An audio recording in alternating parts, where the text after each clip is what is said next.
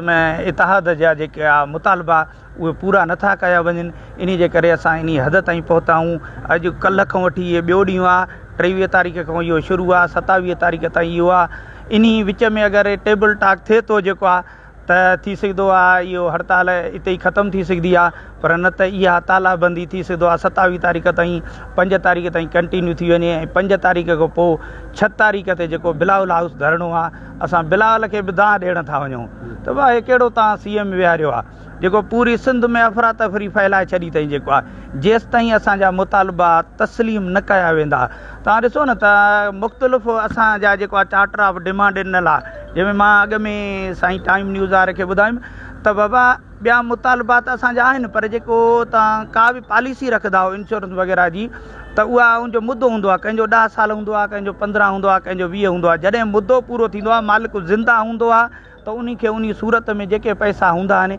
उन 20 सालनि में या 15 में उहो मुकमल ॾिना वेंदा आहिनि। असां 60 साल रिटायर थी करे इहा असांजी इंश्योरेंस पूरे मुलाज़िमनि जी, ईअं न त सिर्फ़ु असांजे एजुकेशन डिपार्टमेंट जी या जेके असांजो जेको डिपार्टमेंट आहे एजुकेशन या गस्टा या पेटियल, इन जो न आहे, पूरे मुलाज़िम इताद जो आहे। त बाबा उहा तव्हां कटियो था, जॾहिं 60 साल असांजा पूरा थी विया त जेके असांजा पैसा थिया आहिनि, 10 रुपया थिया आहिनि, 20 थिया आहिनि, 50 थिया आहिनि, त उहे असांखे पंहिंजे रिटायरमेंट में ॾिना वञनि। जेको आहे पर ही उन कंहिं बि हिन ते जेको आहे मुतालब ते चार्टर ऑफ डिमांड ते असां सां ॻाल्हाइण लाइ तयारु न आहे। असां बि चऊं था बाबा ॻाल्हायो न, अॻे पोइ ॻाल्हियूं त जेको आहे थींदियूं, ॻाल्हियुनि ज़रिए मसइला